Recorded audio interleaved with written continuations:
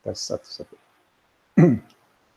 Bismillahirrahmanirrahim. Assalamualaikum warahmatullahi wabarakatuh. Selamat pagi, saudara-saudara mahasiswa, peserta mata kuliah grafik dan visualisasi, mahasiswa program studi sistem informasi, program studi sarjana sistem informasi. Kita ketemu lagi hari ini di pertemuan perkuliahan yang kelima, ya kalau nggak salah hitung, yang kelima. Dan hari ini kita akan membahas tentang data, informasi, dan visualisasi.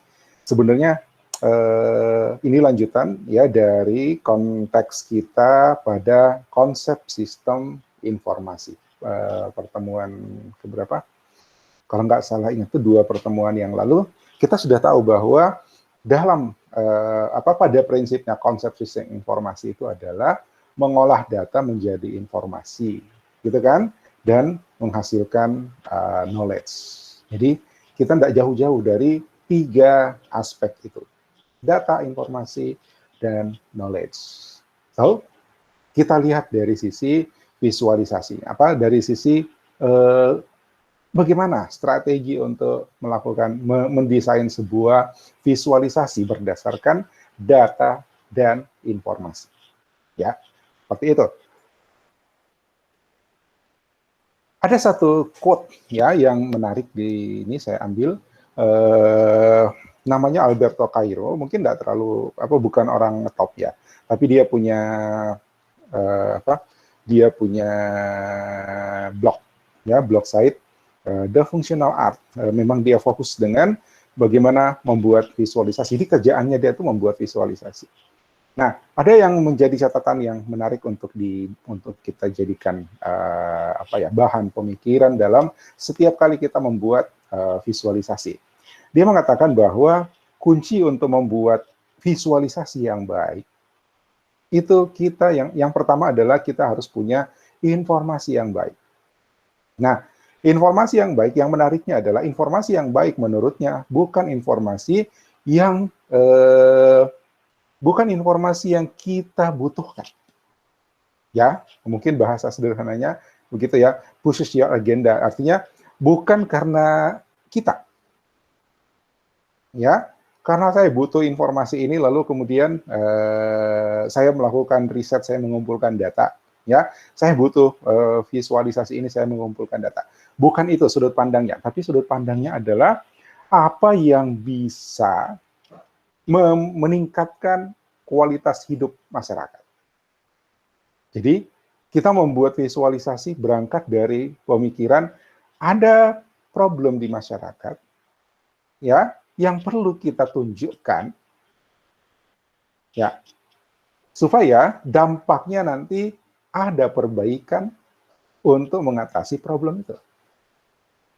Kira-kira seperti itu. Jadi bukan karena ya mungkin ada misalnya kalau kita bekerja di satu lembaga ya, di mana lembaga tempat kita bekerja itu membutuhkan data itu, ya, maka kita mungkin akan bekerja berdasarkan agenda kita, gitu, ya, agenda lembaga kita, gitu. Jadi kita mengumpulkan data memang karena diminta untuk mengumpulkan data itu, ya.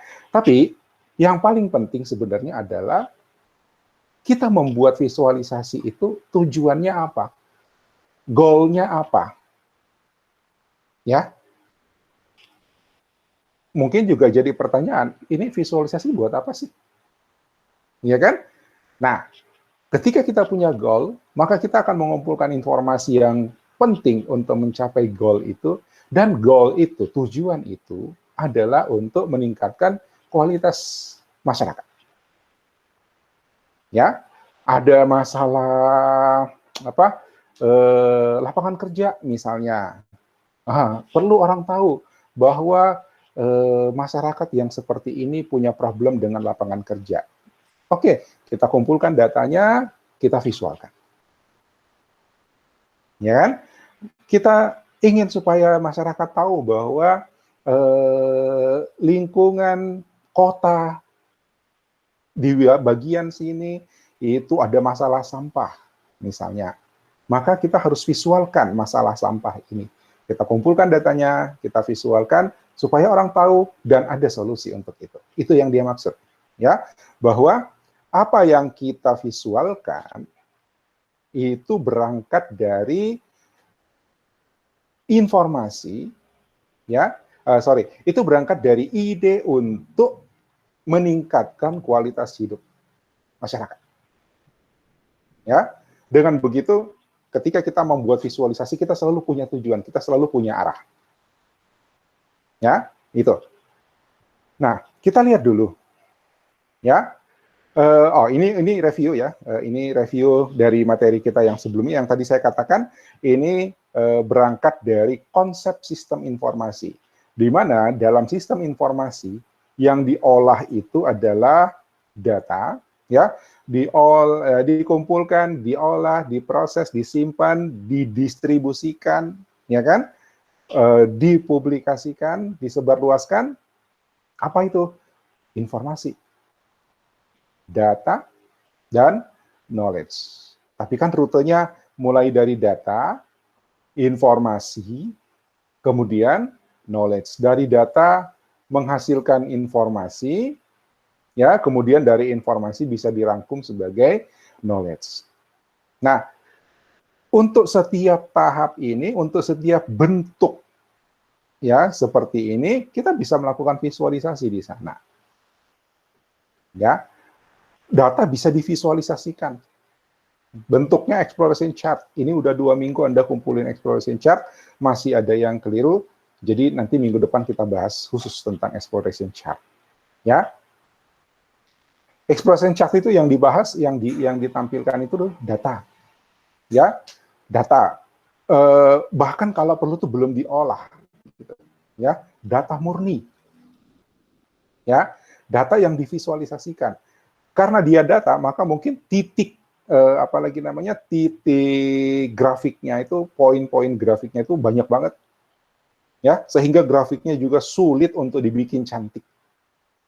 Tapi bukan berarti nggak bisa, ya. Saya bilang sulit bukan berarti nggak bisa. Itu visualisasi. Visualisasi data. Wujudnya paling umum adalah exploration chart. Dari exploration chart kita bisa memahami data itu tanpa harus melihat deretan angka-angka. Kalau yang kita lihat deretan angka-angka, itu kadang-kadang kita nggak ngerti ini apa. Ya, tapi ketika deretan angka-angka itu dirubah menjadi sebuah visualisasi, menjadi sebuah grafik, maka kita jadi melihat sebuah fakta terhadap data itu. Oh, ternyata data itu ternyata angkanya itu ada kenaikan, ada penurunan, ada, ya kan? Kalau dibandingkan data jenis A dengan data jenis B ternyata seperti ini. Nah, itulah exploration chart.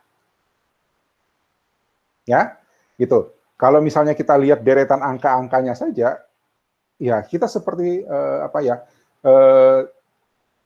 yang jelas kita tidak melihat hubungan antara angka-angka itu. Ya, tapi ketika dia sudah divisualisasikan, maka kita bisa melihat bahwa ternyata kemarin lebih rendah daripada hari ini. Ya, kemarin dulu dia sempat naik gitu. Ya, nah itulah bentuk-bentuk eksplorasi yang kita bisa lakukan terhadap sebuah visualisasi dari data. Makanya dia disebut sebagai exploration chart. Oke, kemudian informasi.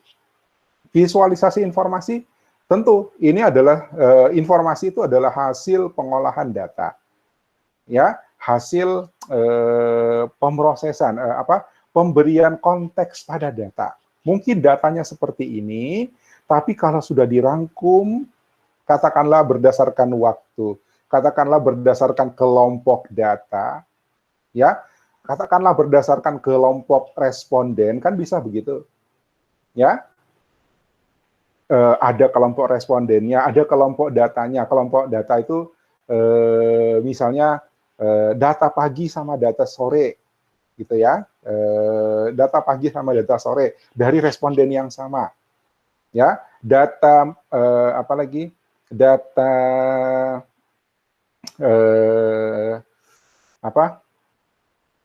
pekerjaan utama sama pekerjaan tambahan dari responden yang sama, gitu kan? Nah, diekstrak, ya, diekstrak bagian yang punya punya parameter yang sama, disimpulkan. Disimpulkan itu biasanya ada operasi statistik di situ, ya minimal dirata-ratakan atau dijumlahkan, ya atau dengan operasi-operasi statistik yang lebih kompleks seperti regresi, prediksi dan sebagainya, maka dihasilkanlah informasi yang bisa disajikan dalam visualisasi berbentuk presentation chart. Jadi kalau kita lihat ini sebuah rangkuman, itu berarti presentation chart, bukan lagi exploration chart. Ya. Nah, jika terdapat beberapa poin yang ingin dipresentasikan, ya, kemudian dianggap bahwa inilah poin-poin utamanya, dirangkum menjadi sebuah knowledge, ya. Jadi knowledge itu simpulan-simpulannya dari informasi, ya.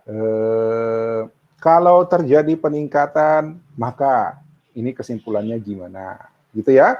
Nah, beberapa informasi biasanya disatukan, dijadikan sebuah infografik, ditujukan untuk orang-orang yang dia nggak perlu tahu datanya bagaimana, ya, dia nggak perlu mikir dari kesimpulan-kesimpulan yang sudah dihasilkan, dia cuma mau lihat hasil akhirnya aja. Maka lahirlah infografik. Walaupun sebenarnya ini bisa langsung dipindahkan ke infografik juga bisa, ya. Jadi kalau cerita infografik sebenarnya lebih ke layout, ya, lebih ke penyajiannya saja. Tapi tujuannya itu arahnya untuk menyampaikan knowledge, menyebarluaskan pengetahuan yang dihasilkan dari informasi. Sementara informasi adalah hasil olahan dari data. Ya, ini kita sudah bahas sebenarnya, jadi ini cuma review. So, kita kembali ke bagaimana menghasilkan visualisasi yang baik. Ya, bagaimana menghasilkan visualisasi yang baik? Grafik ini juga, gambar ini juga sudah pernah saya tunjukkan di kuliah sebelumnya. Ya, ketika kita akan menyajikan sebuah visualisasi, maka ada 4 poin utama yang harus menjadi perhatian. Ya, pertama informasinya itu sendiri, ya, data dan informasi itu sendiri, ya.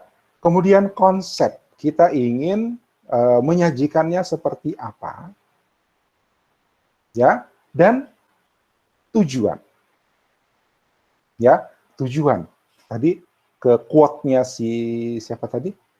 Quote-nya Alberto Cairo, ya, ini fokus pada tujuannya. Kenapa kita bikin visualisasi itu? Ya, ini.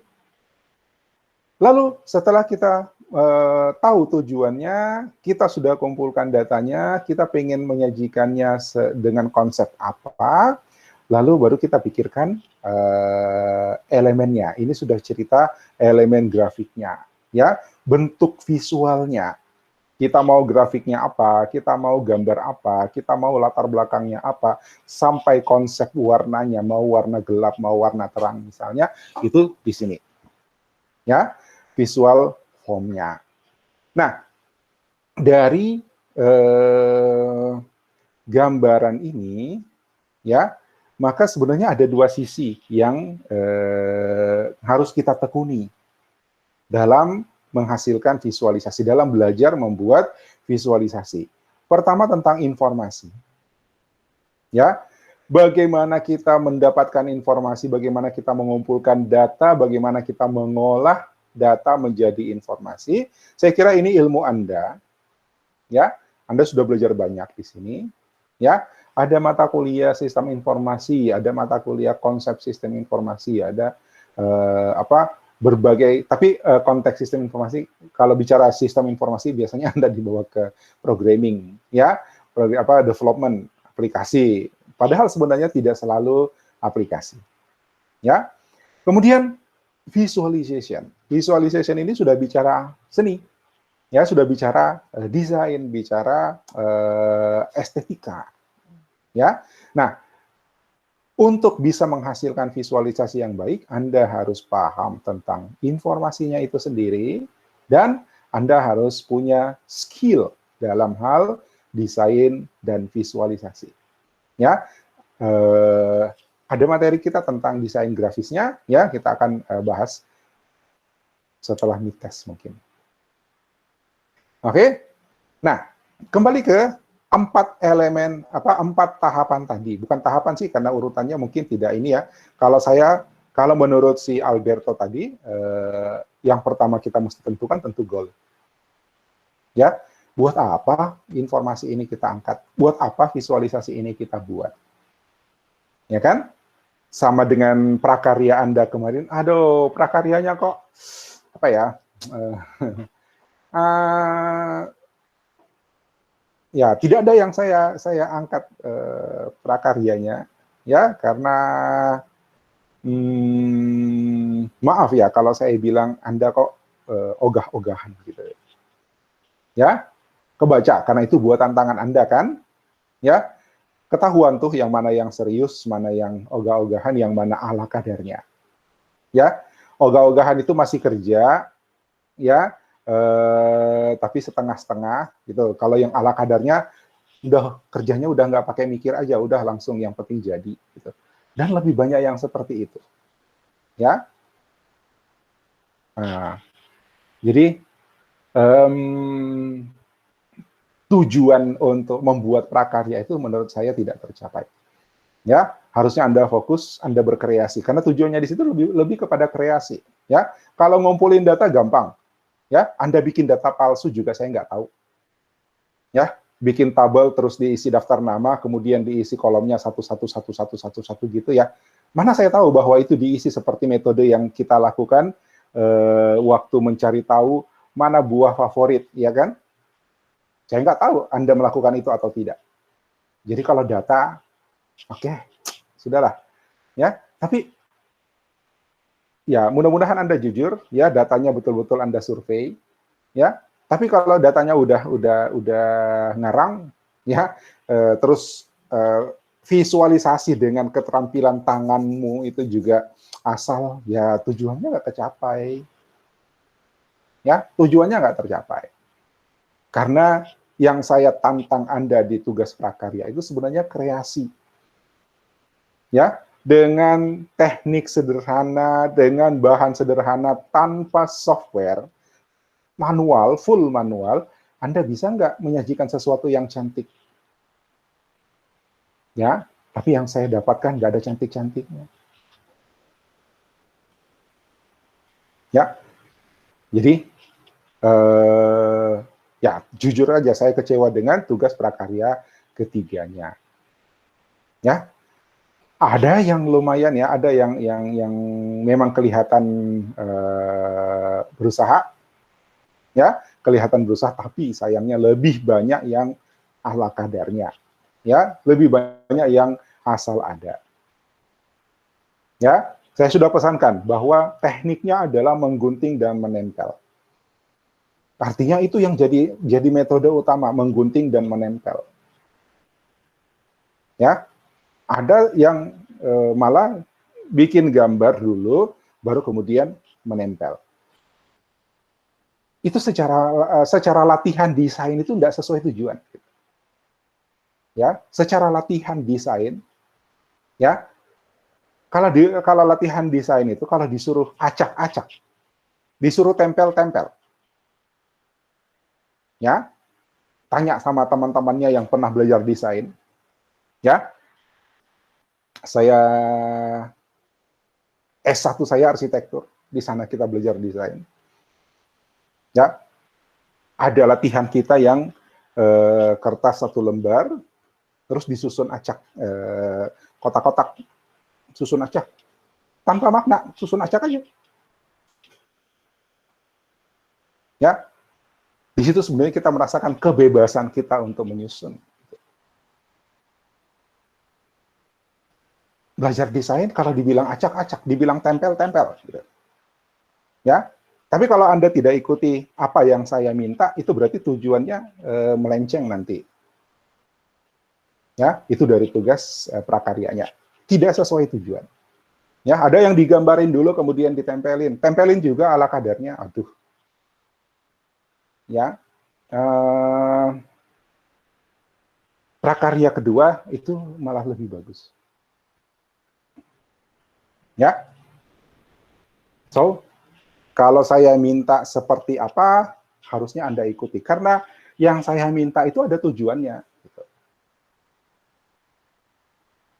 Ya, bukan suka-suka Anda. Betul, kreasi saya bebaskan Anda berkreasi, tapi tolong kreasinya gunting dan tempel.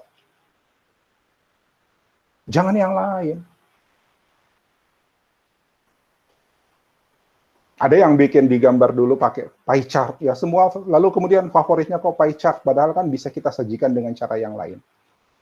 Ya, bikin pie chart, dia gambar dulu pie chartnya, salin dari Excel-nya, karena saya lihat di Excel-nya ada. Ya, sama pie chart-nya disalin, digambar pakai tangan.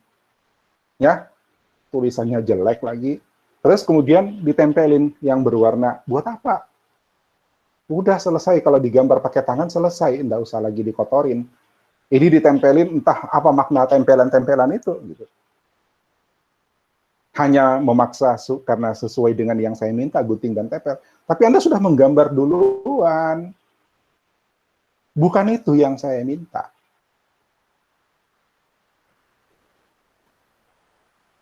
Ya. Oke, grafiknya yang saya tampilkan begini.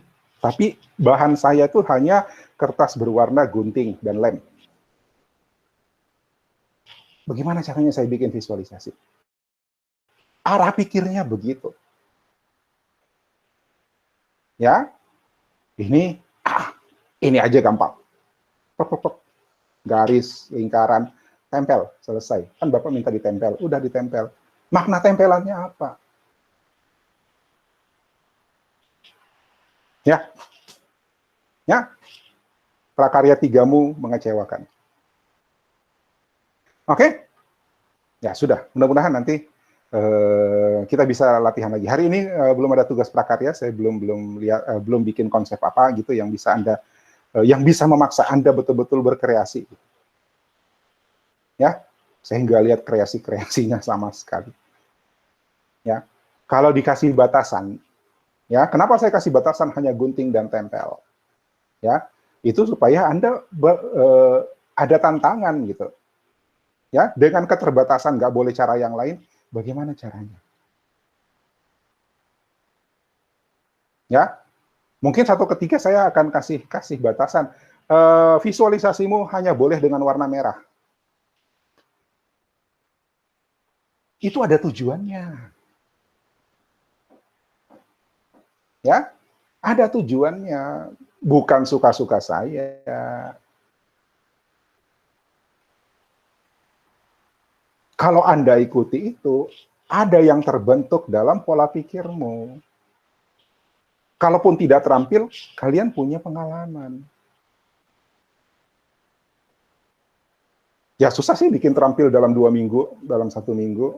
Ya 16 minggu pun kalian belum tentu terampil.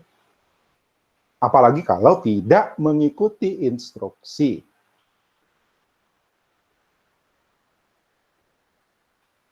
Oke? Ya, ini ungkapan kekecewaan. Oke, ya, lihat tantangan Anda apa? Anda harus paham tentang konsep sistem informasi, bagaimana informasi dihasilkan, bagaimana informasi diolah, dan Anda harus paham tentang seni dan desain.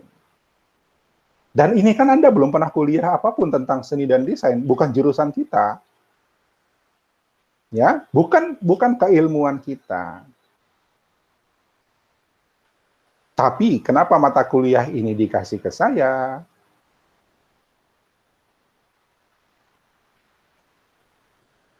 Karena dosen kita yang lain itu sarjana komputer, master komputer.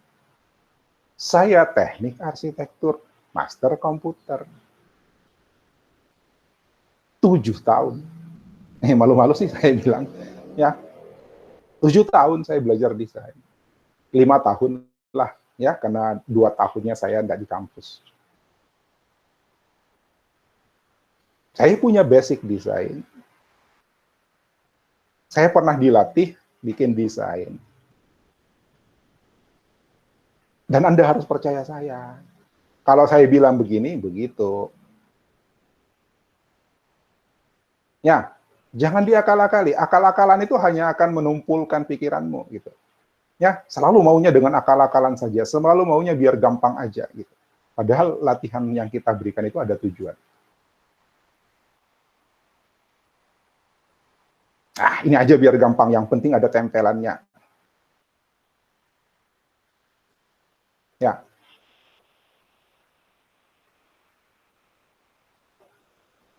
ya. Ingat, ya, kalau kaitannya dengan art and design, Anda tidak pernah kuliah itu, Anda tidak pernah dapat ilmu ini. Tidak ada di mata kuliah kita, baru di sini. Ya, jadi jangan protes, loh kok kita komputer kok masih main pensil sama pensil warna sih? Kan di komputer bisa. Memang bukan itu tujuannya. Komputer saya tahu Anda sudah ahli.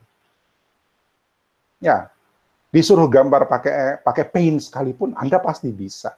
Tapi bukan itu tujuannya. Tujuan kita bukan membuat gambarnya, tapi berpikir ke arah menghasilkan gambar itu dengan berbagai cara.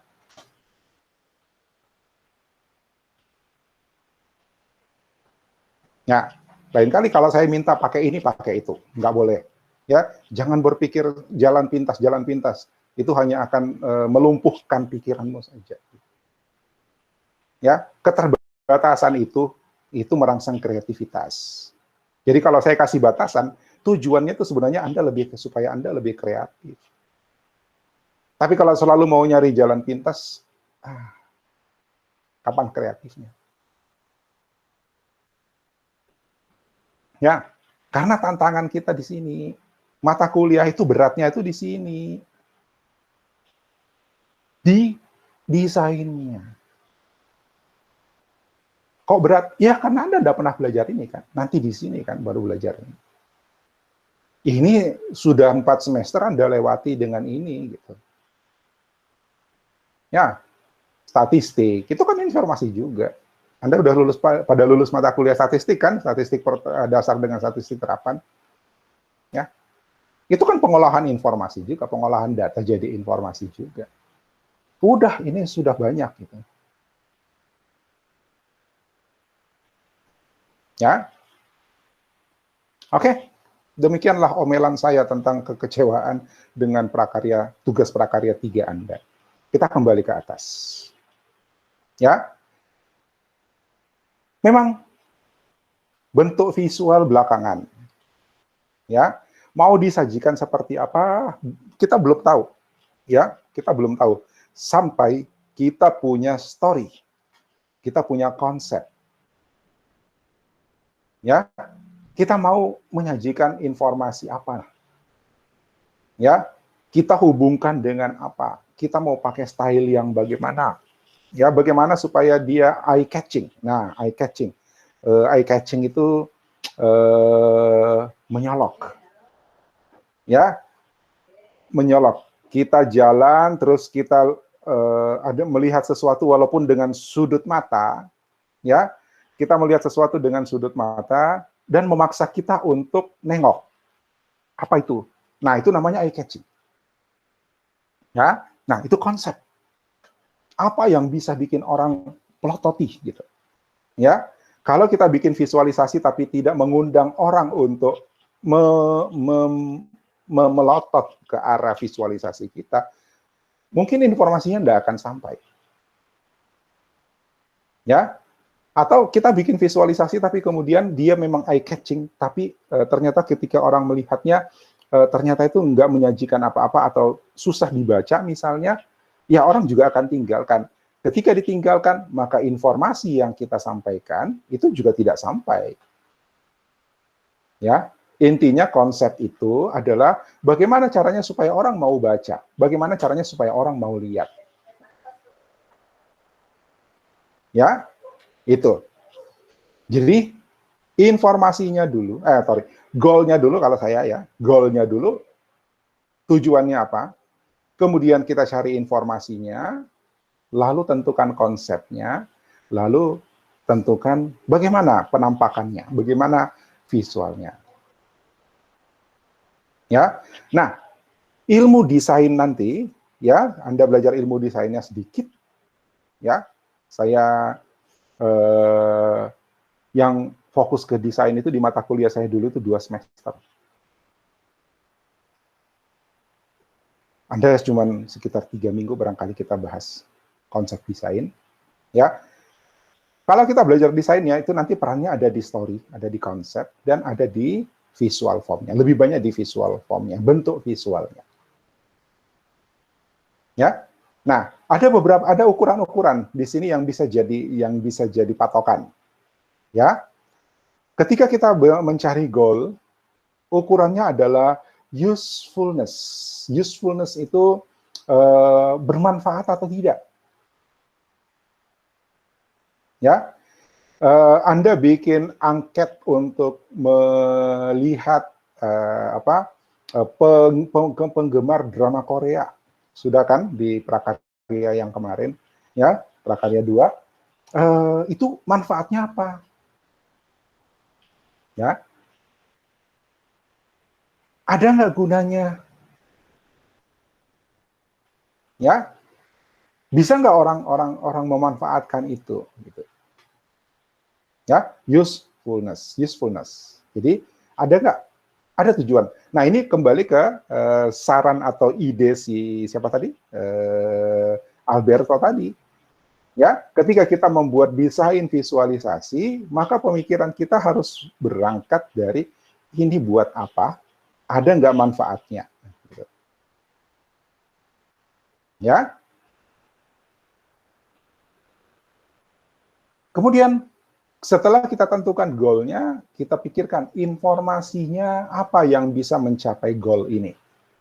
Jadi saya harus survei, saya harus kumpulkan data, itu data seperti apa, dari siapa sumber datanya, berapa banyak datanya, ya. Ukurannya adalah integrity, keutuhan. Ya, integrity dari informasi dari data. Apa ukuran integrity? Akurasi. Akurat. Ya. Apakah data ini bisa dipercaya? Konsistensi. Ya. Honesty, ngumpul datanya yang benar. Ya, bisa dipercaya. Ini betul-betul mewakili. Ya, ada meme ya, saya cari-cari di grup-grup WA tapi kayaknya udah jauh banyak. Ada meme yang lucu ya, guntingan koran, berita koran, di situ judulnya berita di koran itu suami pria Sulsel itu paling setia. Mungkin Anda pernah baca itu itu beredar ya, di forward banyak kali dari grup ke grup ya. Pria Sulsel paling setia. Jadi katanya di dalam beritanya potongan kecil itu ada hasil wawancara ya, dari sekian banyak pria yang tinggal di Sulawesi Selatan, ternyata mereka semuanya konsisten dengan satu istri. Ya, konsisten dengan satu istri. Tapi di bagian akhir wawancara disebutkan bahwa pengumpulan data dilakukan pada pria yang tinggal di Sulawesi Selatan dan ketika wawancara mereka didampingi oleh istri masing-masing. Nah, sekarang bagaimana honesty-nya gitu. Ya, apakah data itu bisa dipercaya? Ya. Sama dengan Cak Lontong ya, Cak Lontong. 99% penonton konser itu penggemar dangdut. Ya, surveinya dilakukan di konser dangdut. Ya iyalah. Itu bagaimana validnya data? Ya. Pria Sulsel paling setia, yang diwawancarai hanya pria Sulsel. Ya, itu. Nah, itu menyangkut tentang akurasi, konsistensi, dan honesty. Integritas dari data dan informasi. Kalau kita ngumpul datanya salah, maka informasi yang kita hasilkan juga akan salah. Ya. Setelah itu, kita tentukan story, konsep. Seperti apa nanti mau kita sajikan? Belum cerita elemennya ya, belum cerita bentuk grafiknya dan sebagainya. Ya, ukurannya adalah interestingness, daya tarik. Apakah ini menarik? Yang menarik itu kalau pertama dia relevan, artinya konsep yang disajikan relevan dengan tujuan dan informasi yang disajikan. Ya, ada yang saya maaf saya kembali lagi ke tugas prakaryamu ya. Ada kelompok penggemar film horor ya, kelompok penggemar film horor ya, menarik karena begitu saya lihat prakaryanya, saya nggak usah sebut namanya ya, tapi dia adalah salah satu kelompok penggemar film horor. Yang dia survei adalah film horor yang paling disukai, gitu ya kalau saya nggak salah ingat ya. Terus gambarannya visualisasinya menggambarkan, jadi guntingan-guntingan itu pakai bentuk hantu gitu, bentuk hantunya macam-macam. Ya, nah saya anggap itu oke, itu relevan gitu. Ya, itu relevan. Kenapa? Ini ceritanya film horor. Walaupun sebenarnya kurang pas ya, karena pilihan film horornya Conjuring, apalagi yang saya ingat Conjuring. Lalu besar kecilnya hantu itu menunjukkan tingkat jumlah, ya itu satu contoh mungkin, ya ya itu termasuk yang menarik di antara sekian banyak yang tidak menarik, ya. Dan kalau kembali ke konsep ini, itu penyajiannya relevan, ya, meaningful, bermakna, kemudian new, ada kebaruan, ya, tidak seperti yang kemarin, tidak seperti yang dulu, tidak mirip dengan ini, ya, unik, ya, paling gampang itu unik. Jadi dia berbeda dengan yang sudah-sudah, gitu. Ya, itu konsep. Barulah kemudian kalau konsepnya udah dapat, baru kita pikirkan bagaimana penyajian visualnya.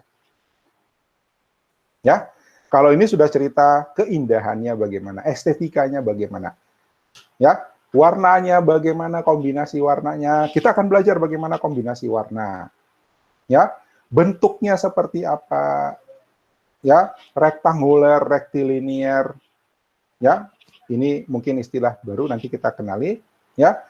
Kalau rektanguler nanti kelihatannya dia lebih tegas, lebih kokoh, lebih kelihatan lebih pasti gitu.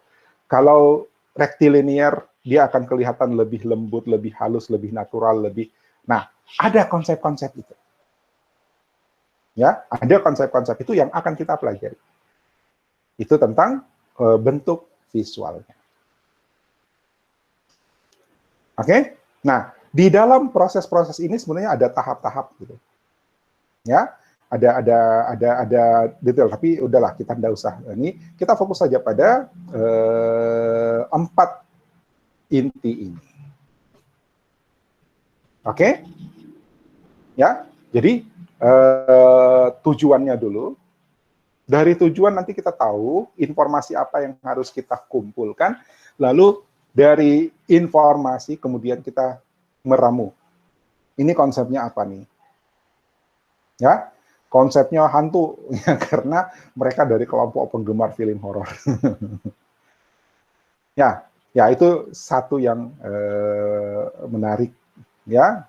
Tapi dari sisi penyajian sebenarnya masih bisa lebih rapi. Jadi saya pun tidak tertarik untuk ngangkat gitu. Ya, secara beauty enggak beauty. Oke? Siapa yang ngerasa tuh bikin hantu-hantu?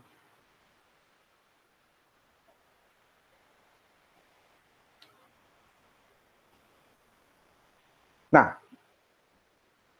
ya, ini kurang lebih sama dengan yang di atas. Kalau ini kan tidak ada arah ya, tidak ada arah. Ini pertama tentang data. Kita punya apa? Ya, tapi ini setelah kita punya goal ya. Ini setelah kita punya goal, makanya goalnya tidak disebut.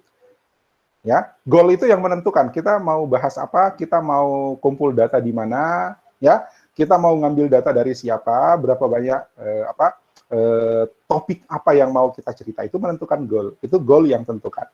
Ya, jadi goalnya apa nih? Kita mau tujuannya apa? Ya, dari situ kemudian kita mengumpulkan informasi. Data apa yang kita punya? Ya, data apa yang kita punya? Dari sekian banyak data yang kita punya, ya, terus kita mau cerita apa? Karena data yang dikumpul, ya, tergantung dari strategi kita mengumpulkan data atau mungkin datanya sudah terkumpul. Kalau kita cerita data science, ya, kita mungkin berangkat dari data yang sudah ada. Ya kan? Ya, kita mungkin berangkat dari data yang sudah ada, data yang sudah menjadi big data. Berarti dari big data itu kita bisa ekstrak. Kita mau cerita dari sisi mananya? Ya, kita mau cerita dari sisi mananya? Kami punya data ini, ya, dari tahun sekian sampai tahun sekian, sekian juta record data, wow, gitu kan? Nah, dari situ kita mau cerita apa? Ya, apa yang mau kita ekstrak dari data itu? Kembali goalnya yang memandu. Ya, karena goalnya ini, maka story-nya itu cocoknya ini. Dari data yang ada.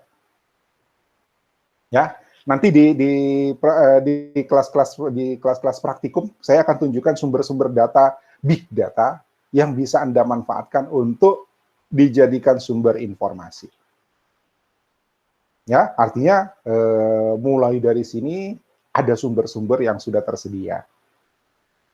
Ya, tinggal kita merumuskan story apa yang mau kita ceritakan. Ya, kembali ke goalnya.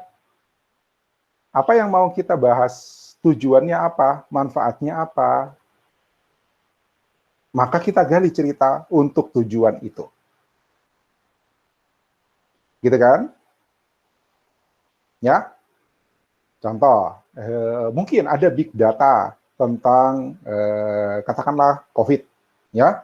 Mudah-mudahan kita semua sehat walafiat, ya. Kalau ada yang sempat mengalami terserang COVID, mudah-mudahan segera sembuh dan cepat pulih kembali.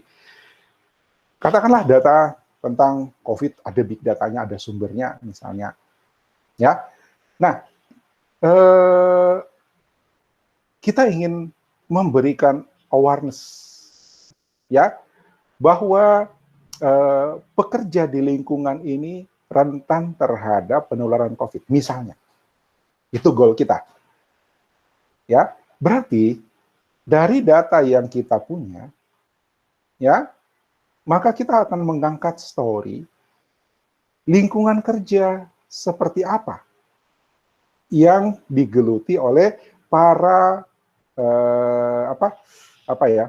oleh mereka yang terkonfirmasi COVID. Gitu ya. Mereka yang pernah terkonfirmasi COVID ini, itu mereka pekerjaannya apa? Nah, bisa jadi itu sudah ada di dalam database, di dalam sebuah big data tentang COVID, entah itu milik gugus tugas penanggulangan COVID misalnya, atau ada lembaga-lembaga independen yang mengumpulkan data misalnya, atau Departemen Kesehatan barangkali. Ya, saya nggak tahu Biro Pusat Statistik itu sudah punya data update nggak untuk COVID, karena terhitung 2020 kan, ini udah 2021, mau tengah-tengah 2000, harusnya sudah ada data update di Biro Pusat Statistik.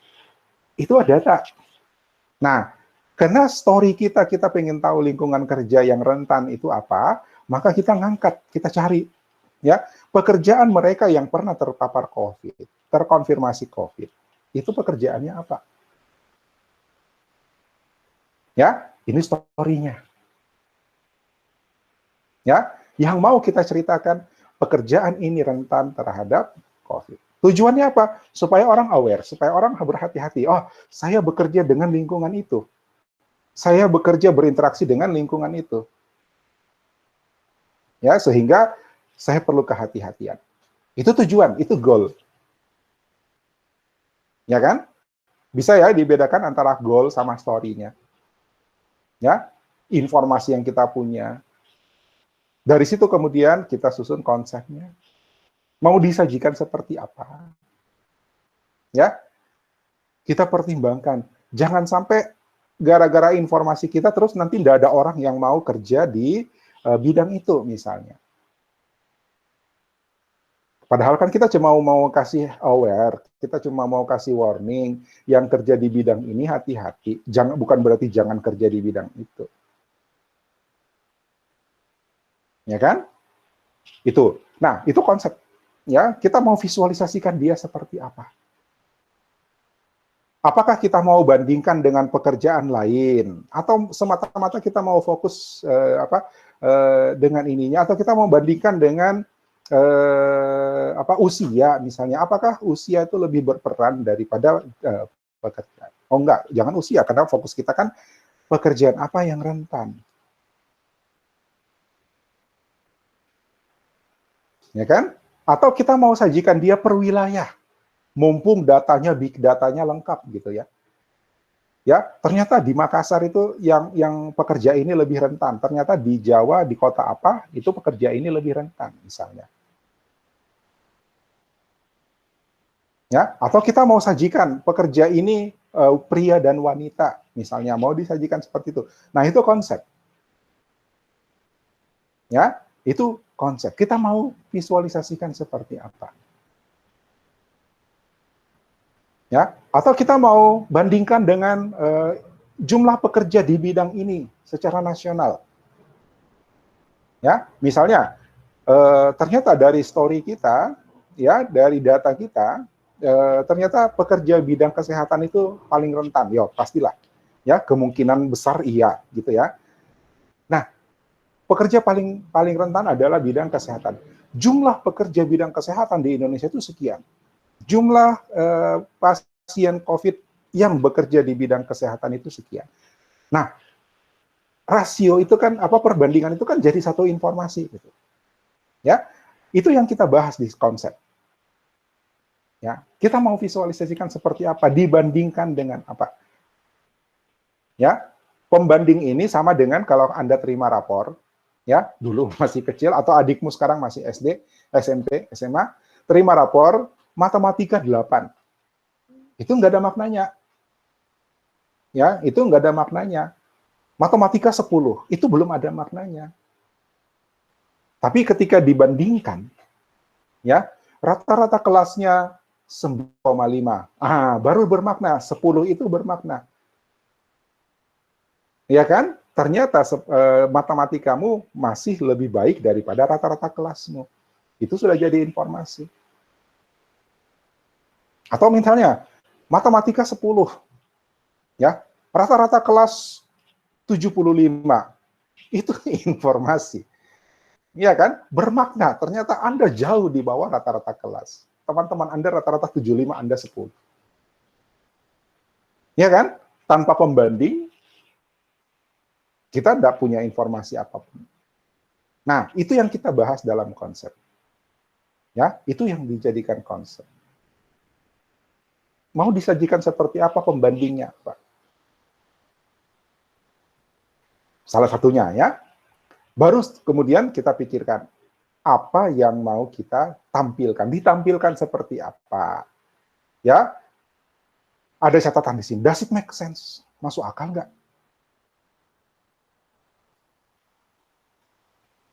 Ya, masuk akal nggak? Ini sudah cerita visualnya. Nah, di sini kita cerita desain. Ya, di sini kita cerita desain. Latihan menggunting dan menempel itu akan berdampak pada kreativitasmu dalam menghasilkan desain visual. Ya, contoh yang ya lumayan baik adalah tadi gambar hantu tadi, relevan ya. Ya, hantu-hantu. Dari melihat hantu-hantunya saya sudah lihat, ini sepertinya cerita horor deh. Pas lihat judul-judul film yang jadi pilihan, ya benar itu judul-judul film horor. Lalu saya baca, apa kesamaan dalam kelompoknya, sama-sama penggemar film horor. Masuk akal? Masuk. Make sense, ya, make sense. Ya, hanya masih perlu lebih rapi sedikit. Oke? Mumpung pakai gambar hantu, jadi bebas ya. Mau dipotong seperti apa. Ya. Oke? Jadi ketika kita mendesain sebuah visualisasi, kita tidak lepas dari pola pemikiran ini. Ya, ini semua harus kita pikirkan. Supaya visualisasi kita mencapai goal yang kita harapkan, tujuan yang kita harapkan, ya, valid karena kita menggunakan data yang valid, ya, sumber data yang cocok, relevan, ya. Kemudian jelas poinnya, kita mau cerita apa nih, kita mau bahas apa, ya, dan bagaimana kita menyajikannya, lalu elemen visualnya menarik. Kalau kita lakukan itu, maka visualisasi kita bisa menjadi perhatian orang, dan goal kita untuk memperbaiki kehidupan masyarakat misalnya, itu bisa mencapai tujuan. Orang jadi ngeh gitu kan, orang jadi paham, oh ternyata faktanya seperti ini, berdasarkan visualisasi yang dibuat oleh mahasiswa STIMI Karisma, gitu loh. Ya,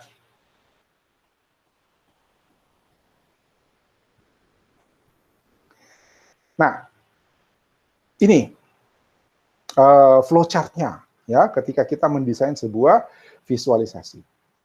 Mulai dari sini. Kita punya data apa? Nah, ini berangkat dari data ya, tapi bagaimanapun tetap goal jadi patokan ya. Karena data apa yang kita kumpulkan, data apa yang kita cari, ya, data apa yang kita collect dari website mana kita dapatkan big datanya, kan tergantung dari tujuan kita, goalnya apa gitu. Jadi goalnya nggak dicantumkan di sini ya. Ini sudah proses technically-nya, ya. Apa data yang kita punya? Kumpulin data. Nah, kalau enggak punya data, berarti kita mesti kumpulkan. Kita mesti kumpulin data. Ya, data apa yang kita punya?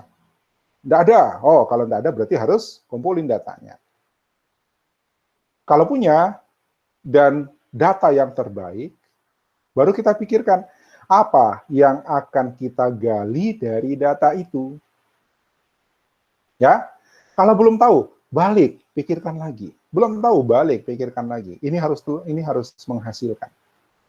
Ya, sampai kita dapat pertanyaan.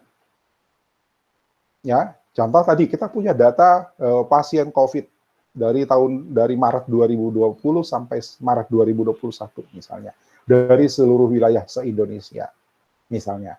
Best data ever. Ya, data terbaik yang kita punya. Dari situ kita mau ekstrak apa? Ya, mungkin ada penyakit pendamping, istilahnya komorbid ya.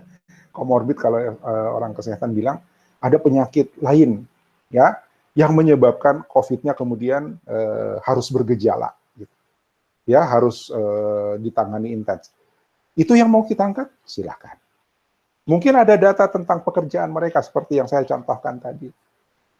Kita mau lihat pekerjaan apa yang rentan terhadap penyakit ini, pandemi ini. Ya, atau kita mau lihat apakah anak-anak, berapa persen anak-anak yang terpapar, yang terkonfirmasi. Banyak yang bisa kita gali. Pilih satu.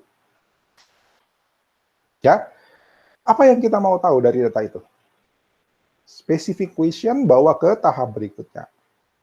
Ya, metode yang mau kita gunakan, visualisasi yang mau kita gunakan. Kita mau sajikan dia seperti apa? Termasuk pilihan bar chart, pie chart, tree map, ya, atau line plot atau scatter plot. Ada banyak. Nanti saya tunjukkan sebentar. Ada banyak tipe chart. Ya, bahkan kalau Anda cari-cari, sebenarnya dari saya minta Anda koleksi-koleksi itu saya minta Anda untuk melihat, mencari. Ada chart yang tidak umum. Ya. Ada bar chart yang bentuknya lain. Ada pie chart yang bentuknya lain. Yang seperti itu yang harusnya Anda kolek. Ya. Lalu kemudian bagaimana kita menyajikannya? Ya, bagaimana kita menyajikannya? Nah, Ini kita lakukan terus. Di sini sebenarnya ujung akhirnya, ya. Apakah sudah sesuai? Kalau tidak sesuai, barangkali datanya yang kurang. Maka kita kembali ke pertama. Ya, kalau kita anggap sudah sesuai, coba kita lihat lagi, cocok atau tidak. Nah, ini loop di sini, ya. Ujungnya adalah sampai kita merasa oke, ini satisfied, ini memenuhi, ya, ini memuaskan, ini memenuhi yang kita inginkan. Ya, ini studinya di sini yang lama. Oke? Nah, ini contoh. Ini contoh ya. Ini adalah hasil survei teman-temanmu tahun 2019. Ya, tahun 2019. Datanya banyak. Ini data setiap jam ada. Ya, jam 5, jam 6, jam 7. Jadi, dalam 1 jam, teman-temanmu itu menghitung berapa pengunjung laki-laki, berapa pengunjung perempuan, berapa pengunjung anak-anak. Ya, anak-anak tidak dibedakan laki-laki perempuan. Ya, berapa perempuan, berapa anak-anak, berapa laki-laki. Pada 3 mall. Ya, kita mau melihat berapa pengunjung mall, bagaimana fluktuasi pengunjung mall pada masa weekend. Jadi, temanmu nongkrong di mall 3 hari, Jumat, Sabtu, Minggu. Ya, dari jam mall buka jam 10 sampai mall tutup jam 10 malam. Bergantian tentu, mereka yang ngatur strateginya bagaimana, datanya dikumpulin. Ini survei langsung di lapangan. Ya, mereka duduk di pintu masuk, sambil ngopi kah, sambil apa. Ya, selama 3 hari, Jumat, Sabtu, Minggu. Ini datanya panjang ya, ini datanya panjang. Artinya kita sudah punya data. Sekarang kita mau sajikan dia seperti apa.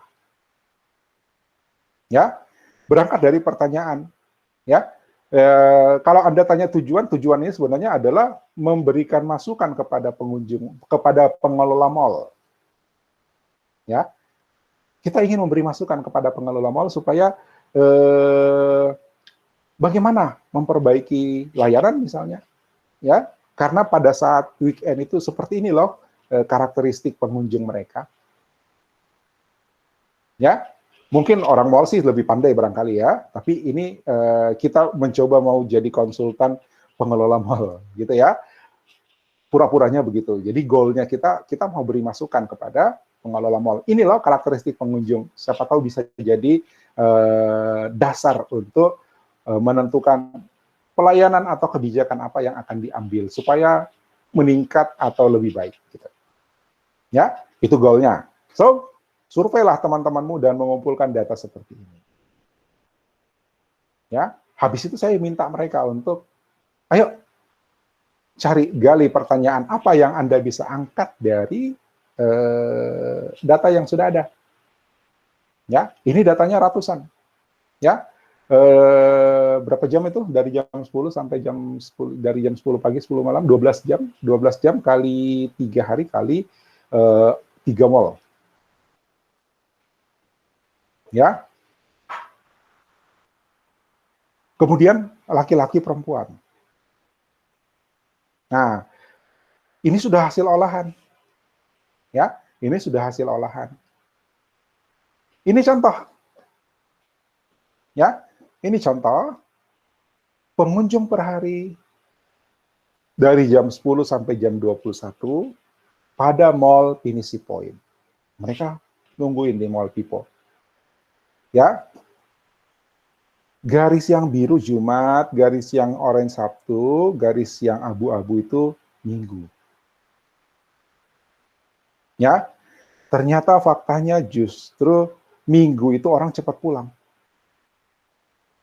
Ya, Sabtu itu orang lebih banyak di mall. Sabtu malam, ini malam ya, ini pagi sampai malam. Sabtu itu orang lebih banyak di mall.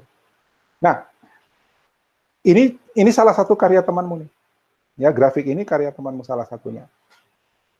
Dia pengen lihat dari pagi sampai malam dalam 3 hari, bagaimana perbandingan jumlah pengunjung? Ya, ternyata di jam 12 siang pada hari Jumat itu ada penurunan. Ya, ada yang menarik. Kalau nggak salah di Mari, Mall Mari itu justru ada peningkatan di Jumat. Kenapa? Mari itu ada masjidnya yang bagus. Jadi ada banyak orang yang memilih saya mau Jumat di masjidnya Mari, sehingga mungkin jumlahnya akan meningkat. Gitu. Ini kebetulan people. Ya, ini. Jadi dari data itu kita bisa ngangkat. Ini satu pertanyaan. Gitu. Bagaimana perbandingan Jumat, Sabtu, Minggu, perbandingan 3 hari weekend, ya, di mall people dari jam 10 sampai jam 21. Dengan konsep ini kita bisa langsung melihat gitu. Ya, ini story-nya seperti itu, membandingkan dalam 3 hari yang berbeda seperti apa fluktuasi pengunjung. Ya. Ternyata di Pipo itu hari Sabtu sama hari Minggu siang itu meningkat. Ya.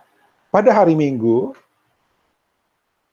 bertahan sampai sore, tapi kemudian malam turun. Ini masa sebelum pandemi ya, jadi 2019. Data ini 2019. Mungkin, nah itu menarik. Ya, menarik barangkali. Bagaimana jumlah pengunjung mal setelah pandemi? Kita anggap ini bagian akhir dari pandemi. Mudah-mudahan ya, mudah-mudahan pandeminya berakhir segera. Ini bagian akhir dari pandemi. Kira-kira mal itu sudah begini lagi kah? Gitu. Ya, siapa tahu ada yang tertarik. Sebentar. Ada tugas. Ya. Jumat. Ya, relatif bertahan. Nah, ternyata lebih banyak pengunjung itu di Sabtu pada malam hari. Ini satu contoh penyajian dari data yang ada. Ya, karena waktu itu datanya belum ada, kita mau lihat bagaimana karakteristik pengunjung pada 3 mall ya di Makassar, 3 mall besar di Makassar. Kita bikin voting waktu itu, sampai voting ya, pilih dari sekian banyak mall mana yang mau diangkat, mana yang mau dipilih. Ya, akhirnya jatuhnya pilihnya Mari, Pipo sama MP. Ya, Mall Panakukang. Oke?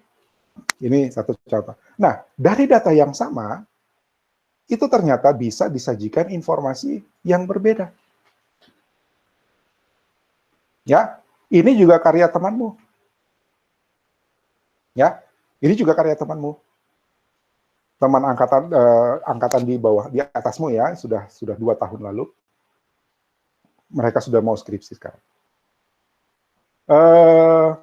Mal Panakukang pada hari Minggu.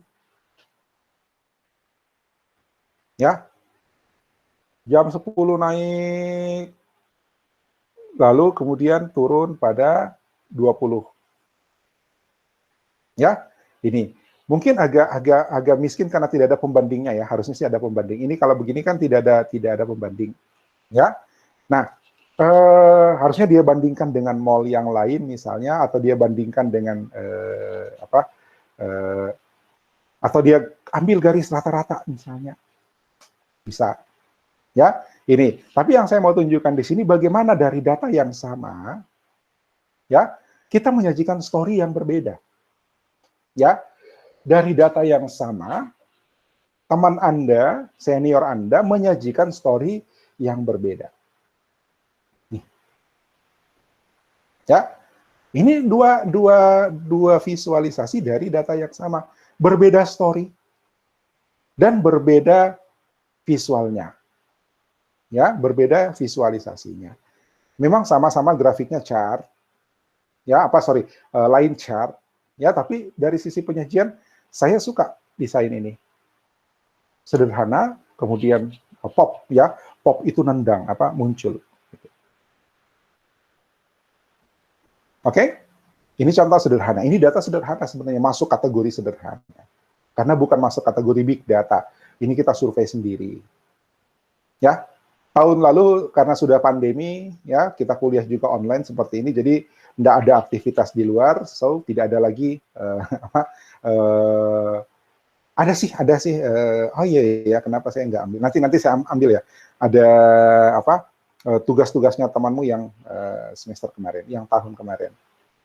Itu perorangan, ngumpul datanya online, ya. Yang ini kumpul datanya manual. Oke? Nah, ini kemungkinan-kemungkinan penyajian visual, ya. Ada secara umum ada apa? Tiga kategori grafik, ya. Yang pertama kategori Cartesian. Cartesian itu berdasarkan sumbu X dan Y, ya. Disebut Cartesian karena yang membuat apa? Yang menciptakan model grafik berbasis pada sumbu datar dan sumbu vertikal itu namanya Cartesius. Ya. Nah, makanya grafik visualisasi yang menggunakan termasuk peta ya. Termasuk peta itu sebenarnya Cartesian. Ya. Menggunakan sumbu horizontal dan sumbu vertikal itu Cartesian. Kemudian ada polar. Polar itu berarti lingkaran. Ya, lingkaran. Dan geografik. Geografik itu berbasis pada peta. Lalu variannya, ya variannya macam-macam. Ada yang berbasis posisi. Ini grafik XY kalau di Excel. Ya, ini grafik XY atau scatter. Ya, atau berbasis ukurannya. Ini berbasis posisi, ini berbasis ukuran. Ya, bar chart, column chart, ya grafik Batak. Ini minggu lalu tugas praktikum 2 adalah bar chart. Ya, saya sudah lihat, oke, Anda kerjakan dengan baik. Kemudian angle, ya, bersudut. Gitu. Saya kurang jelas juga penjelasannya maksudnya, tapi intinya dia berbasis Cartesian. Ya, ini dia gabung. Kalau di sini ini kan ilustrasi saja nih, contoh-contoh gambar di sini. Ini dia gabungkan dengan pie chart dan sebagainya. Ya, kemudian direction, ini grafik garis, grafik lain, ini grafik garis, ini grafik garis, ya. Oke, minggu lalu kita praktek 2 minggu lalu ya, kita prakteknya bikin grafik gelombang sinus. Itu bukan itu masuk kategori position sebenarnya, ya. Itu grafik XY, bukan direction. Direction itu hubungan antara nilai sebelumnya dengan nilai yang sekarang, itu yang dilihat gitu. Ya, kalau position itu antara titik ini dengan garis XY-nya. Shapes, jadi penggabungan Cartesian dengan bentuk. Ya, kembali ke contoh hantu tadi, ya, grafik hantu tadi, itu masuk di sini. Ya, shapes. Cuma memang tata letaknya ya tadi yang saya bilang masih bisa lebih rapi. Lalu area dan volume. Jadi menggunakan Cartesian juga, tapi ukuran menentukan nilai. Ya, gitu. Ukuran ditentukan oleh nilai. Kita bisa tahu nilainya dari lihat ukurannya. Atau pengaturan warna. Color. Ada banyak contoh-contoh grafik yang seperti ini. Ya. Polar. Grafiknya lingkaran. Bisa kayak radar begini, bisa seperti ini, ya. Ini juga banyak dipakai. Ini kalau kita punya banyak parameter. Kalau cuma 2 parameter, ini bisa. Tapi ketika kita punya banyak parameter, maka kita pakai grafik yang bintang seperti ini, star. Ya, itu di Excel ada ini. Ya, ini pie chart biasa lazim. Ya, dilihat dari persentase keluasannya. Nah, ini kalau ini satu arah panah, ini adalah satu parameter. Ya, satu arah panah adalah satu parameter. Oke, kalau polar digabungkan dengan area, maka mungkin dia pie chart seperti ini, tapi dia kelihatan keluar seperti ini. Jadi sudutnya bisa jadi ada nilai, panjangnya juga bisa jadi ada nilai. Kalau ini kan hanya satu nilai nih, ya persentase saja, Ya, kalau ini mungkin 2 parameter. Persennya, ya besaran sudut, dan panjangnya. Oke, ini pie chart dengan kombinasi warna. Dan geografik. Ya, banyak contoh-contoh chart yang menggunakan berbasis peta. Nanti juga kita akan ada latihan menggunakan peta untuk visualisasi. Ya, melakukan visualisasi di atas peta. Ya, ada tools nanti yang bisa kita pakai gampang. Oke, ini contoh-contoh. Kalau kita menggunakan Cartesian, ini penting, ya. Kalau kita menggunakan Cartesian, ini biasanya menunjukkan perbandingan antara dua variabel, ya. Kalau dia position x, y itu berarti dua variabel. Ini dua variabel kan, dari biasanya waktu sama nilainya.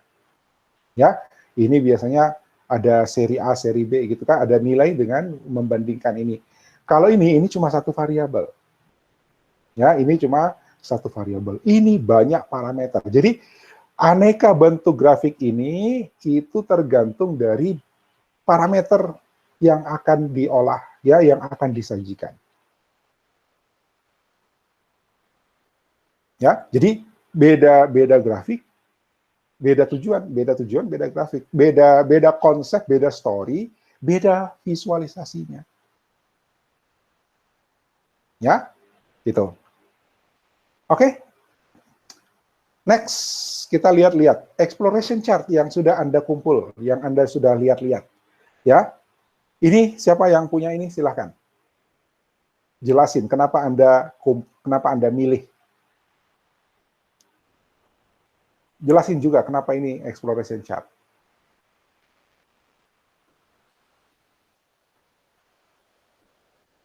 Ada orangnya?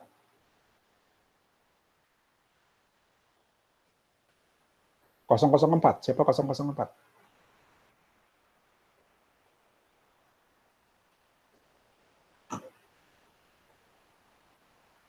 (004) Cynthia, Pak. Tadi kayaknya Cynthia izin. Oh, Cynthia tadi yang minta izin ya? Cynthia izin, Pak. Vaksin. Oh ya, oke. Baiklah. Ya, ini contoh exploration chart. Lihat. Ya, datanya itu dari jam ke jam. Ya, datanya dari jam ke jam. Real time nih bisa jadi. Ya, ini prediksi gelombang laut ya kalau nggak salah. Ya, ketinggian gelombang laut di di Jawa Timur, ya, bagian utara. Jawa Timur bagian utara.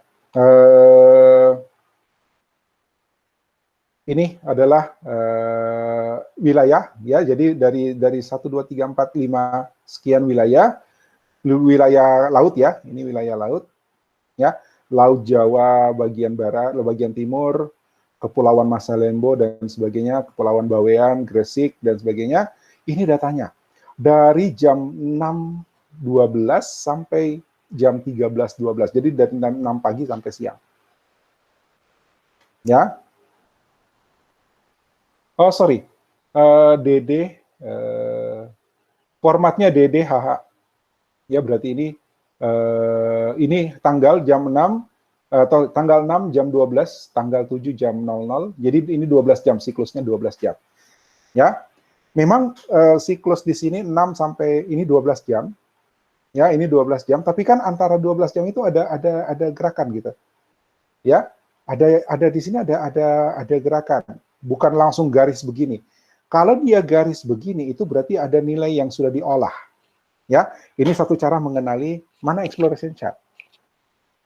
Jadi sebenarnya seandainya tidak terlalu rumit kelihatan, maka di sini kalau kita bikin skalanya tetap ada 12 jam di sini, ini ada nilai di sini. Ya, ini ada nilai di sini. Beda kalau dia dari titik ini langsung ke titik ini lurus. Ya, itu berarti ada apa? Itu berarti ada proses sebelum grafik ini disajikan. Kalau ada proses, ada nilai rata-rata, ada penjumlahan dan sebagainya, itu berarti sudah berbau informasi, bukan lagi data. Ini adalah data. Maka ini adalah exploration chart. Ini, Ya, siapa punya?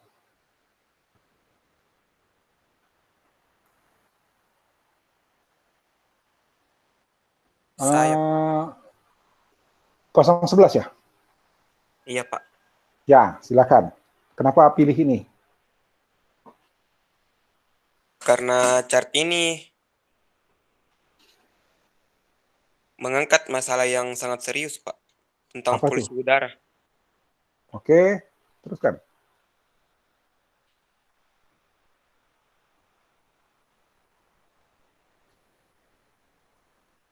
Chart ini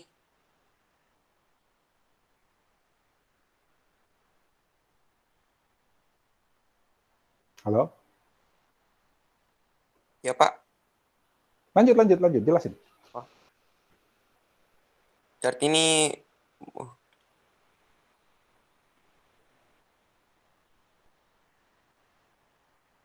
chart ini menjelaskan tentang salah satu asal-usul dari meningkatnya polusi udara di Jakarta, Pak, yang menjadikan Jakarta sebagai kota nomor 2 dengan polusi udara tertinggi di dunia. Oke, kenapa ini kau anggap exploration chart? Karena saya lihat contoh yang Bapak punya itu hari mirip dengan gambar yang saya pilih, Pak. Dasarnya apa? Ya, bisa saja mirip, tapi kan bukan exploration chart.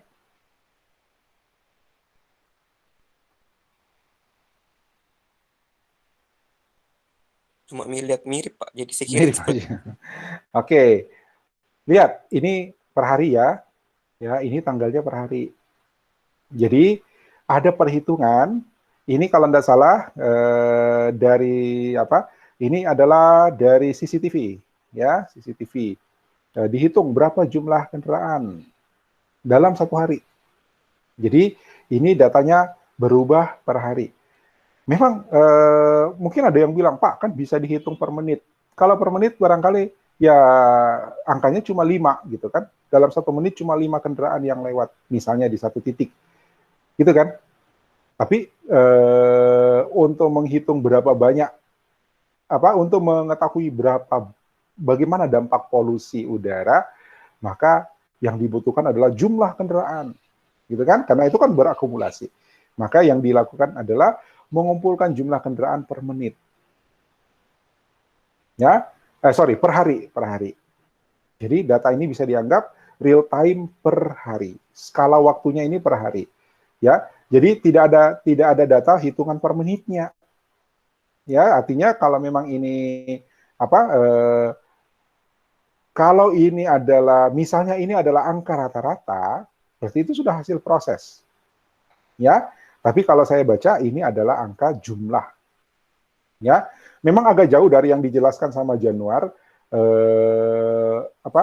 kaitannya dengan polusi udara. Ya, ini lebih fokus lihat judulnya aja. Ini adalah jumlah kendaraan bermotor dalam 24 jam.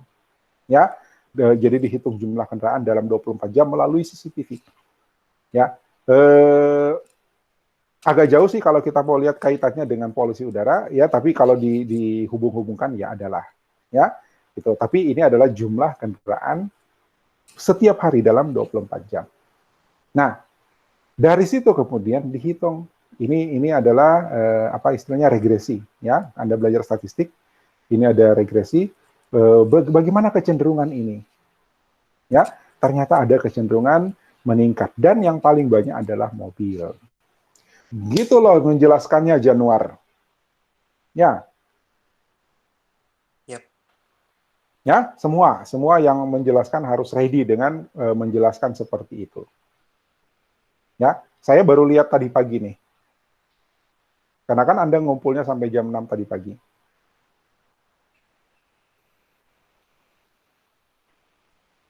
Next.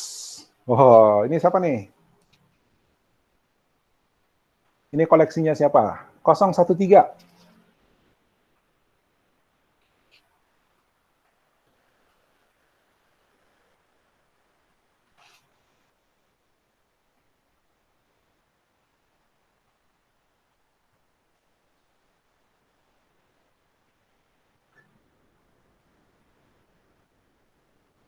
013 ada. Vika, Pak. Putri Iya, Syafika. masuk Jelek keluar kita tadi. jaringannya, Pak. Oh Jadi iya, keluar ada dia masuk. masuk keluar, betul. Iya. Ya udah.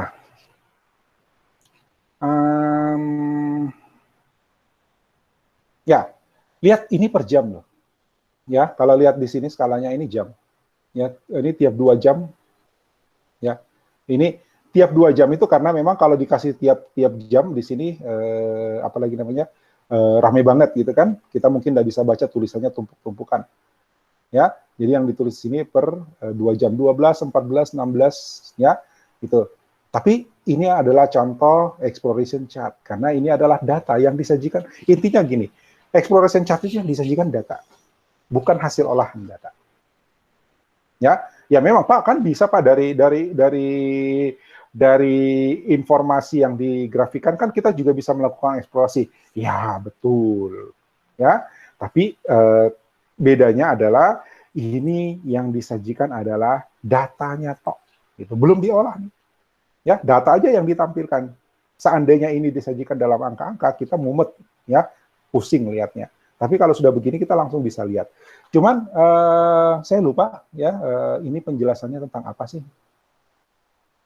Ya, makanya butuh si yang punya, yang mengoleksi ini. Yang punya di sini bukan berarti yang bikin ya, karena ini ada sumbernya.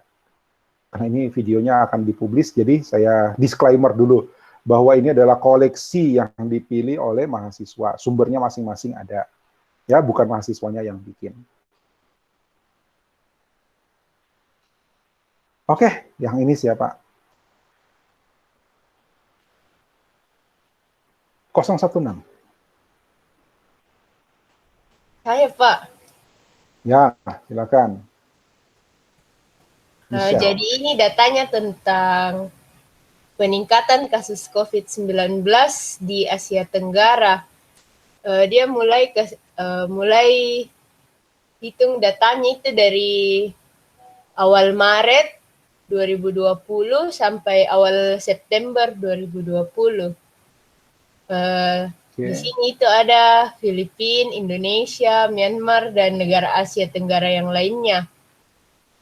Kalau dilihat Filipina itu kasusnya terus meningkat pesat. Terus yang gambar kedua itu peningkatan COVID yang dihitung dari per 1 juta orang di seluruh negara Asia Tenggara. Ini datanya nilainya masih lebih rendah dari yang aslinya karena tes penyebaran COVID itu masih belum merata di berbagai negara. Ya. Udah, akan? Ya, lagi? Pak. Ya, oke, thank you. Ya, ya ini satu sebenarnya sih masuk kategori informasi, ya. Sebenarnya masuk kategori informasi. Kenapa? Ada olahan per million people. Kenapa?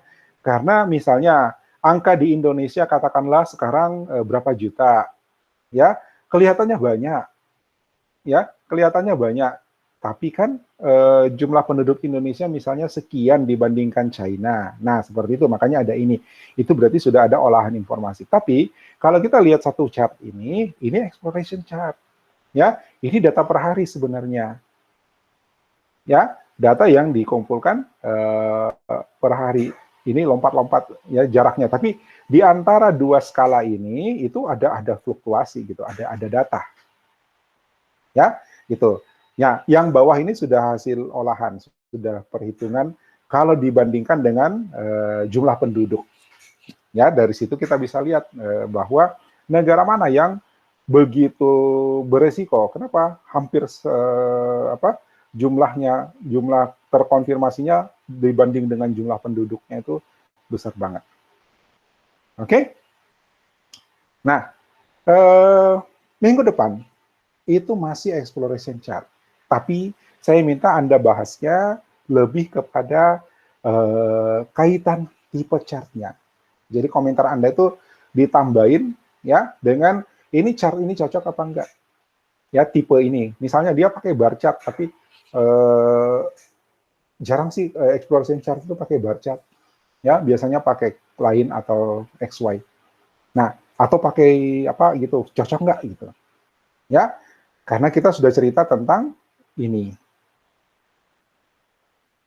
Ya, konsepnya cocok apa enggak? Udah sekalian aja ceritanya gitu. Ya, secara konsep dan secara visual itu bagaimana? Oh, visual belum. Kalau visual itu kaitannya dengan warna. Ini ya kaitannya dengan story dan konsepnya. Ya, konsep sajalah. Ya, metode visualisasinya seperti apa? Bagusnya di mana? Oke? Ya. Kemudian kalau Anda lihat di Classroom, ya, Anda lihat Classroom, ada yang barusan lihat Classroom, tengok Classroom? Ada yang tengok di Classroom barusan? Di sana ada tugas pertanyaan penelitian. Ya, silakan dibaca. Tapi itu belum lengkap. Saya lagi nulis, cuman supaya ada yang jadi dasarmu, ada untuk ancang-ancangmu, silakan ada sebagian informasi di situ. Tapi nanti saya lengkapi dulu, ya. Termasuk kapan batasnya, kemudian bentuknya seperti apa, itu belum selesai saya tulis. Tapi saya sudah publis apa yang harus Anda pikirkan. Ya, pertama Anda lihat, ya. Tunggu, saya ganti share-nya ya.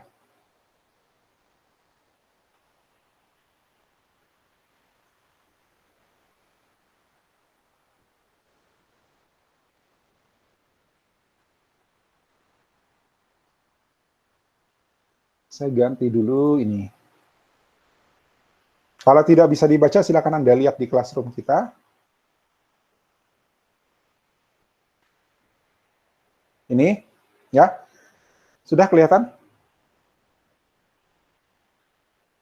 Ya. Pertanyaan penelitian. Ya, masih terkait dengan COVID. Ya, masih terkait dengan COVID.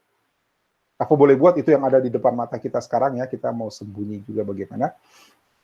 Ya, tapi yang saya minta bukan tentang jumlah penderita. Ya, bukan tentang jumlah terkonfirmasi, bukan tentang jumlah positifnya.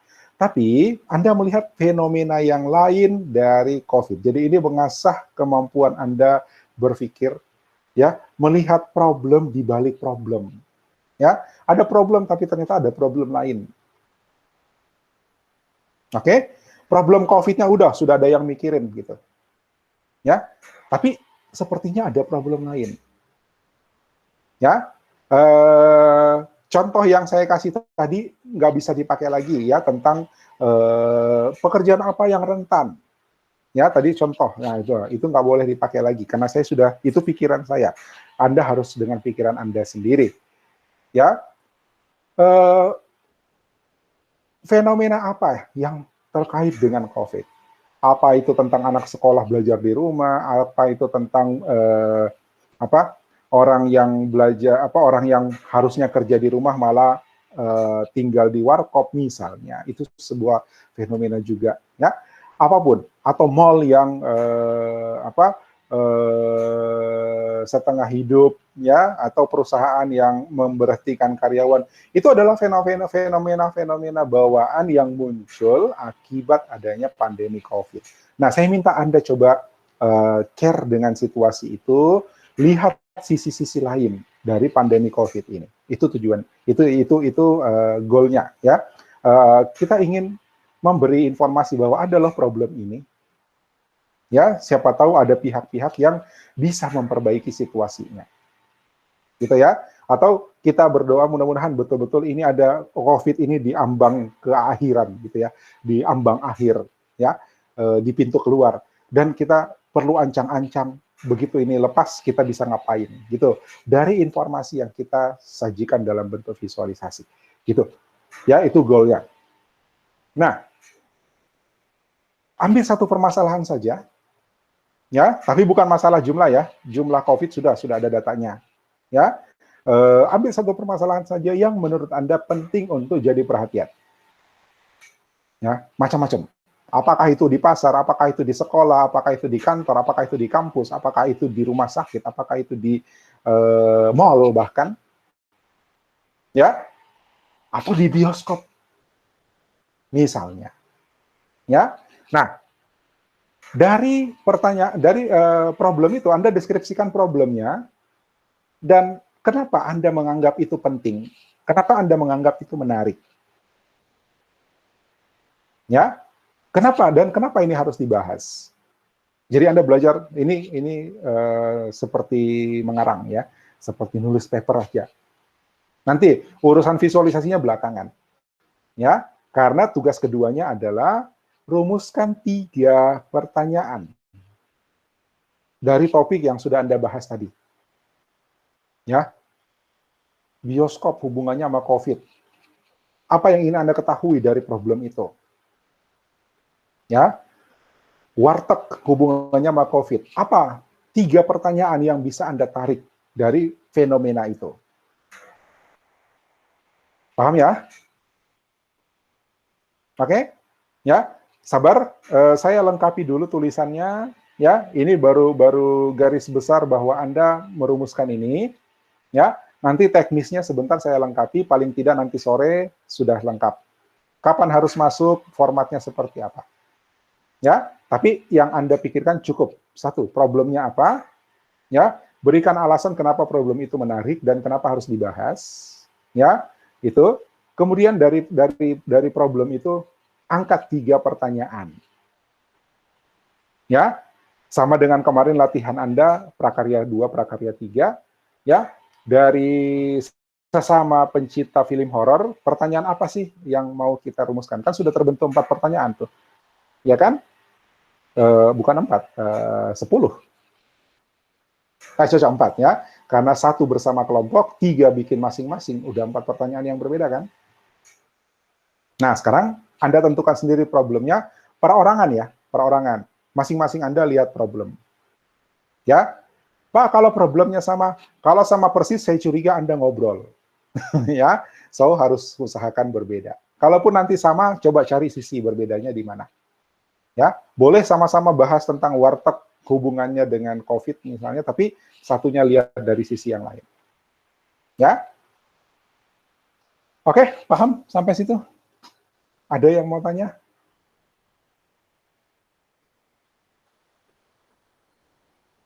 Bebas, mau positifnya, mau negatifnya bisa. Ya, ternyata ada industri yang berkembang gara-gara COVID misalnya. Ya, oke, silahkan, boleh, Helen. Ya, kan tidak selalu kita lihat negatifnya. Melihat negatifnya itu bikin kita tambah sakit juga. Ya, oke, thank you. Ada lagi?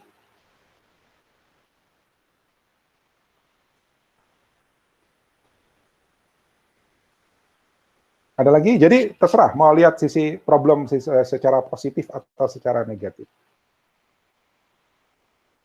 Tunggu ya, tunggu Ananda. Batas waktu kapan? Kan belum selesai. Tadi saya bilang teknisnya belum selesai. Ya, formatnya seperti apa? Anda nulisnya seperti apa? Kapan harus masuk? Tunggu.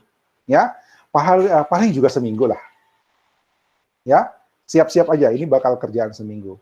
Oke, Ananda? Ada lagi? Ya, Helen.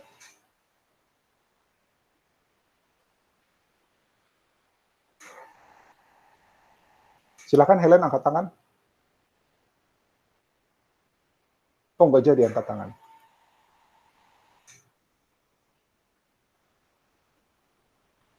Ada lagi?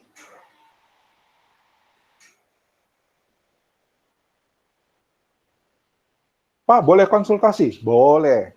Ya, tanya di forum ya, tanya di forum diskusi di Classroom, Classroom kita. Ya. Pak, saya mau ngangkat ini, begini problemnya. Oke, kita diskusikan boleh. Ya, tapi diskusinya di forum ya. Kalau kalian wapri saya, ya kirim WA pribadi, nanti teman lain mungkin punya problem yang sama, ya. Tapi kalau diskusinya di forum diskusi, nanti masukan problemmu itu jadi masukan buat teman yang lain juga. Masih ada? Kalau tidak ada, ini sudah 11.40, jadwal kita sampai 11.30 lewat 10 menit, udah nggak usah bayar lebihnya. Oke, saya kira demikian untuk hari ini. Terima kasih atas perhatian dan kerjasamanya. Kita ketemu lagi besok di kelas praktikum. Terima kasih sekali lagi. Assalamualaikum warahmatullahi wabarakatuh. Selamat siang. Waalaikumsalam. Makasih, Pak. Terima kasih. Makasih.